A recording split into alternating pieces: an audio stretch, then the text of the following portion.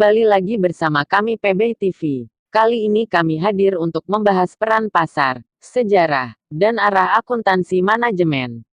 Tapi sebelum kami membahas pokok bahasan, tidak ada salahnya kalian membantu kami membangun channel ini dengan cara like, subscribe, dan bagikan video ini sebanyak-banyaknya agar kami dapat terus berkarya.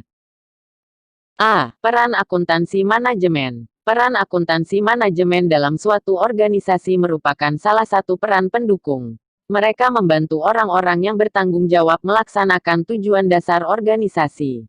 Ada posisi yang bertanggung jawab langsung disebut posisi lini, sedangkan posisi yang tidak langsung bertanggung jawab dalam suatu perusahaan disebut posisi staf.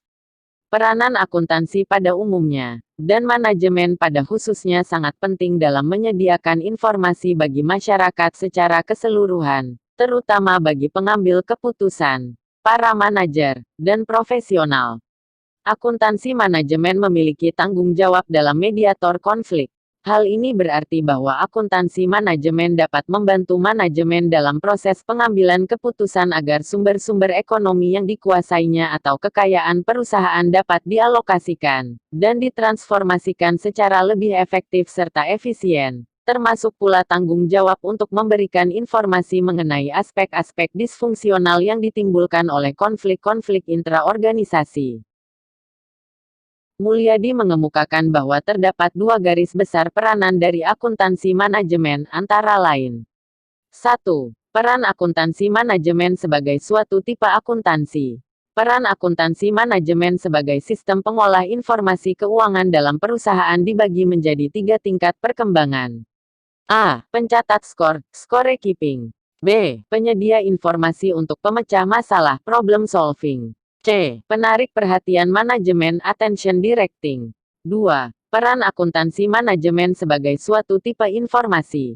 Informasi merupakan suatu fakta, data, pengamatan, persepsi, atau sesuatu yang lain, yang menambah pengetahuan. Informasi diperlukan oleh manusia untuk mengurangi ketidakpastian dalam pengambilan keputusan. Oleh karena itu, pengambilan keputusan selalu berusaha mengumpulkan informasi untuk mengurangi ketidakpastian yang dihadapinya dalam memilih alternatif tindakan tersebut. Sistem informasi akuntansi pada suatu organisasi memiliki 2 subsistem utama, yaitu sistem akuntansi manajemen dan sistem akuntansi keuangan.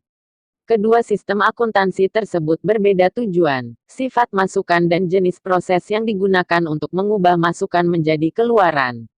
Adapun sistem informasi akuntansi keuangan digunakan bagi pihak eksternal, sedangkan sistem informasi akuntansi manajemen digunakan bagi pihak internal.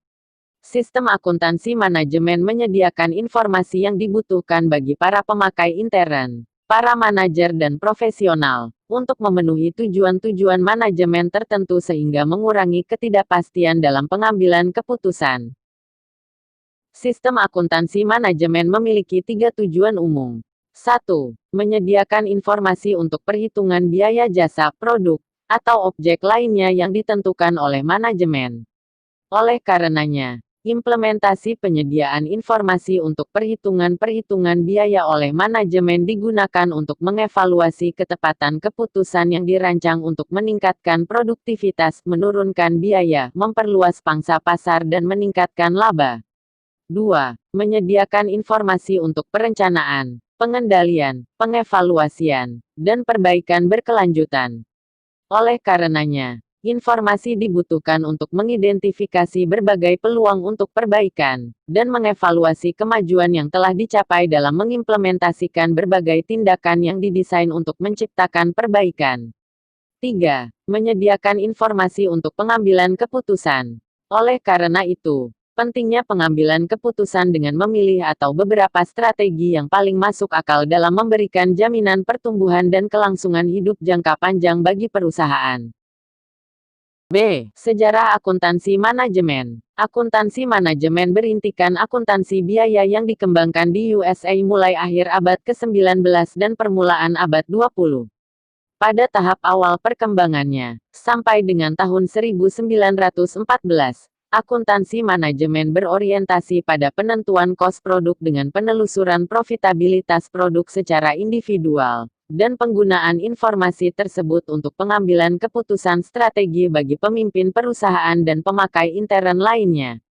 Mulai tahun 1925, dengan dikembangkannya pasar modal di USA, hampir semua usaha akuntansi manajemen untuk menghasilkan informasi bagi pemakai intern kemudian dihentikan dan digantikan dengan penentuan kos sediaan, inventory costing.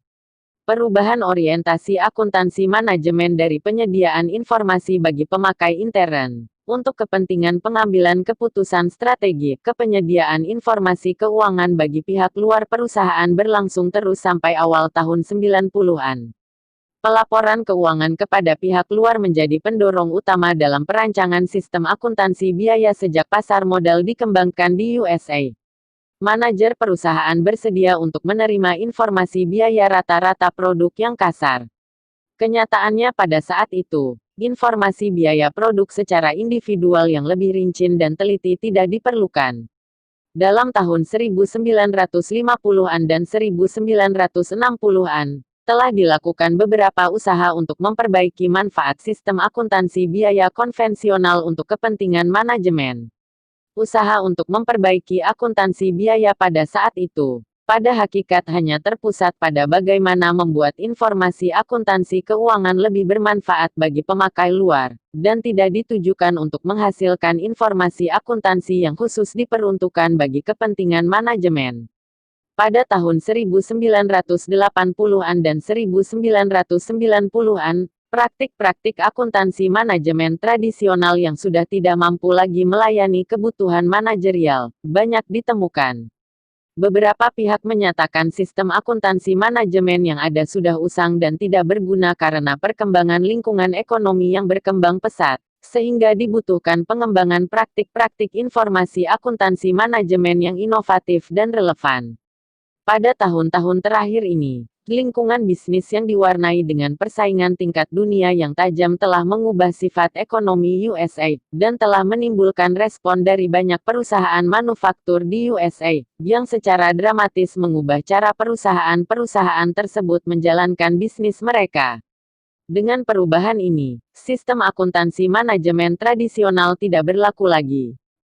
Tren yang menyebabkan perubahan akuntansi manajemen adalah 1. Kemajuan teknologi informasi. 2. Implementasi just-in-time, JIT manufacturing. 3. Meningkatnya tuntutan mutu. 4. Meningkatnya diversifikasi dan kompleksitas produk, serta semakin pendeknya daur hidup produk. 5. Diperkenalkannya Computer Integrated Manufacturing. C. Tujuan akuntansi manajemen. Akuntansi manajemen bertujuan menghasilkan informasi keuangan untuk pihak manajemen. Jenis informasi yang diperlukan berbeda dengan informasi yang diperlukan pihak luar. Tujuan akuntansi manajemen secara umum adalah 1. Menyediakan informasi yang diperlukan dalam penentuan harga pokok jasa, produk, dan tujuan lain yang diinginkan oleh manajemen. 2. Menyediakan informasi yang digunakan dalam perencanaan, pengendalian, pengevaluasian, dan perbaikan berkelanjutan. 3. Menyediakan informasi untuk pengambilan keputusan. Informasi akuntansi manajemen membantu mengidentifikasi suatu masalah, menyelesaikannya, serta mengevaluasi kinerja. Jadi, informasi akuntansi manajemen dibutuhkan dan dipergunakan dalam semua tahapan manajemen, termasuk perencanaan, pengendalian, dan pengambilan keputusan. D. Arah akuntansi manajemen. Akuntansi manajemen harus menyediakan informasi yang memungkinkan manajer untuk berfokus pada nilai bagi pelanggan, manajemen kualitas total, dan persaingan berdasarkan waktu. Hal ini menandakan bahwa informasi tentang aktivitas rantai nilai dan pengorbanan pelanggan, seperti biaya pasca pembelian, harus dikumpulkan dan tersedia. Khususnya manajemen berdasarkan aktivitas adalah respons yang inovatif terhadap kebutuhan atas informasi akuntansi manajemen yang lebih akurat dan relevan. Sebagai tambahan, manajer harus memutuskan posisi strategis perusahaan. Satu dari dua posisi biasanya dipilih, yaitu kepemimpinan biaya atau diferensiasi produk. Karena posisi yang dipilih nantinya dapat mempengaruhi sifat dari sistem informasi akuntansi manajemen. Sekian yang dapat kami sampaikan pada kalian semuanya. Kami ucapkan terima kasih.